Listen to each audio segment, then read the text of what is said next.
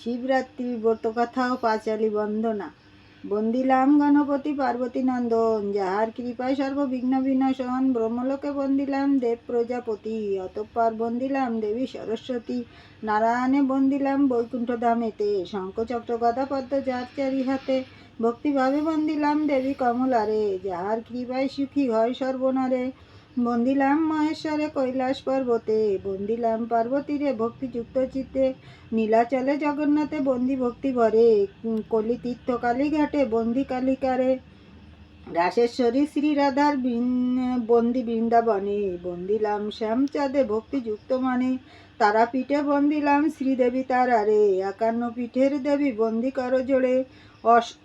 অষ্টবসু নবগ্রহ 10 দিকপাল, বন্দিলাম সদাশিব পরম দয়াল। ব্রাহ্মণ বৈষ্ণবগণে করিনু বন্দন, যাহা হইতে বিঘ্ননাশ অভীষ্ট পূরণ। সবার অগ্রতে বন্দি শ্রী গুরুচরণ, যাহা হইতে হয় সর্ব অভীষ্ট পূরণ। অতঃপর বন্দিলাম পিতা ও মাতারে, যাদের কৃপায় জন্ম এই মত্তপুরে। পিতা ও মাতার মতো গুরু কেহ নাই, ত্রিজগতে এই কথা মনে রেখো ভাই। বারবার প্রণামী শিব দুর্গার চরণ, শক্তিপদ বন্দনা করিল সমাপন। ব্রতকথা।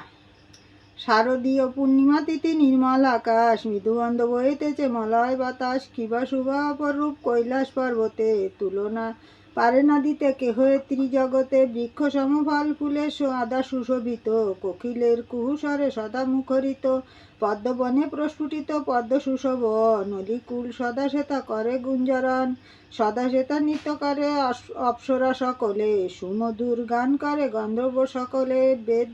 বেদ গান করে যত মুনি ঋষিগণ, কার সাধ্য পারে তার করিতে বর্ণন। পার্বতী ও মহেশ্বরে বসিয়া সেখানে, আনন্দে ছিলেন দয়ে নানা আলোচনে। সহসা জিজ্ঞাসা করে দেবী দাক্ষায়ণী, বল প্রভু কিসে তুষ্ট হবেন আপনি। সাধু সাধু বলি কহে দেব পঞ্চানন, মন দিয়া শোনো তবে তাহার বিবরণ। ব্রত পূজা যত কিছু রয়েছে শাস্ত্রেতে, শিবরাত্রি তুল্যব্রত নাহি ত্রিজগতে। এই পুণ্যময় ব্রত করে যেই জন,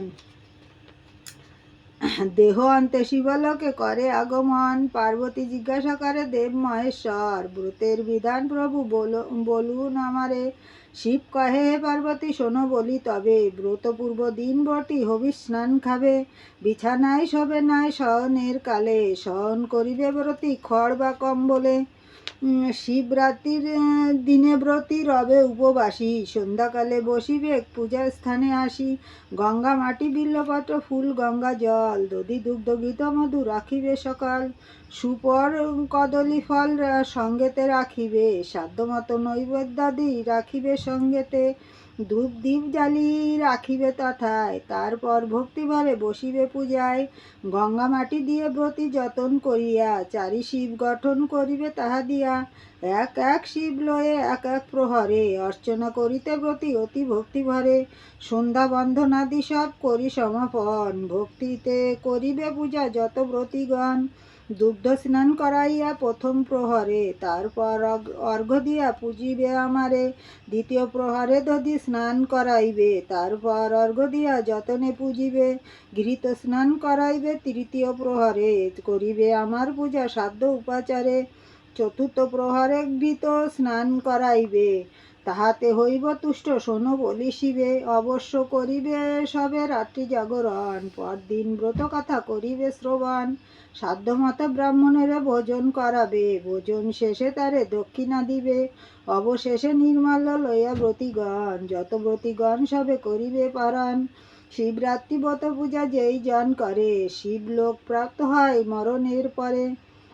পুনর্বার জন্ম তার হয় না ধরায়, এই ব্রতের ফল সর্ব পাপ ক্ষয় হয়।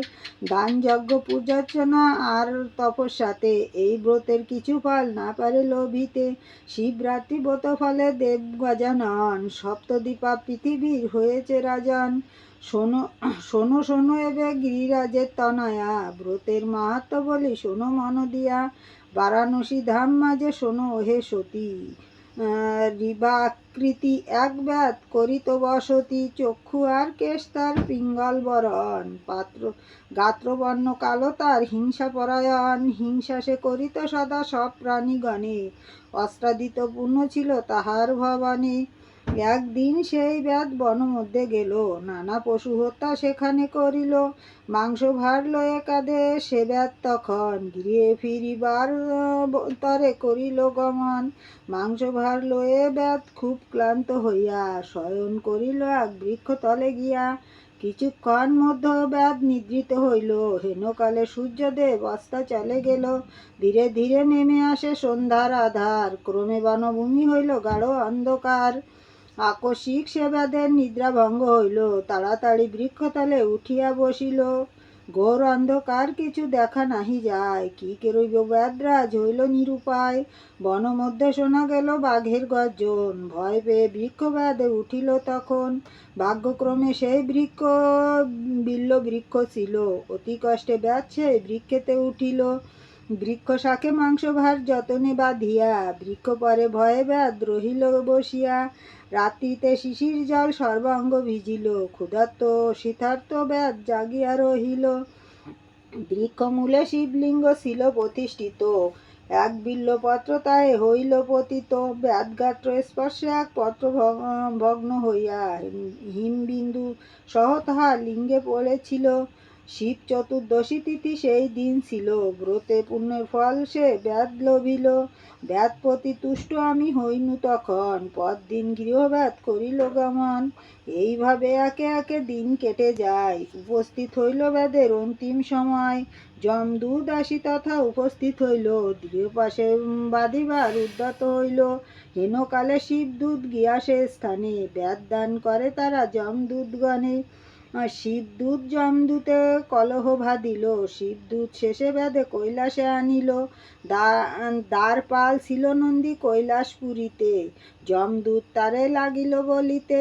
এই ব্যাধ ছিল ক্রূর জীব হিংসাকারী, ধর্মকর্ম মানে নাই সদা পাপাচারী, হেন মহাপাপী ব্যাধ কিসের কারণ, দেহ অন্তে শিবলোকে করে আগমন, যমদূতগণে নন্দী করিয়া সান্ত্বনা, একে একে পূর্ব কথা করিল বর্ণনা, নিরুপায় ব্যাধ শিব চতুর্দশী দিনে, কিরূপেতে ব্রত করেছিল ঘোর বনে, মহাপাপী এই ব্যাধ মিথ্যা কথা নয়, তথাপি ব্রতের ফলে এসেছে তাই, শুনিয়া ব্রতের কথা যমদূতগণ, মহানন্দে যমলোকে করিল গমন, অতঃপর মহাদেব বলেন উমারে, শিবরাত্রি ব্রত কথা বলিনু তোমারে, শুনিয়া পার্বতী ইহা প্রশংসা করিল, সকলের কাছে তাহা প্রকাশ করিল, ব্রতের মাহাত্ম্য শুনি দেব ঋষিগণ, মর্তধামে এই ব্রত করে প্রচরণ, শিবের সমান আর দেব কেহ নাই, অশ্বমেধ সমযজ্ঞ আর যজ্ঞ নাই, গঙ্গাতুল্য তীর্থ নাই, জানিবে মনে। আর অল্প একটু আছে। শিবরাত্রি সমব্রত নাহি ত্রিভুবনে, শিব রহস্য এই পূর্ণব্রত কথা, সংস্কৃত ভাষাতে ইহা রহিয়াছে গাথা, তাহা হইতে সংগ্রহ করিয়া যতনে, শিবরাত্রি ব্রত কথা শক্তিপদ বনে, শিবরাম শিব দুর্গা বল ভাই সবে, এই ভব বন্ধন হইতে মুক্ত অবশ্যই হইবে, শিবরাত্রি ব্রত কথা সমস্ত হরি বল কি গরম।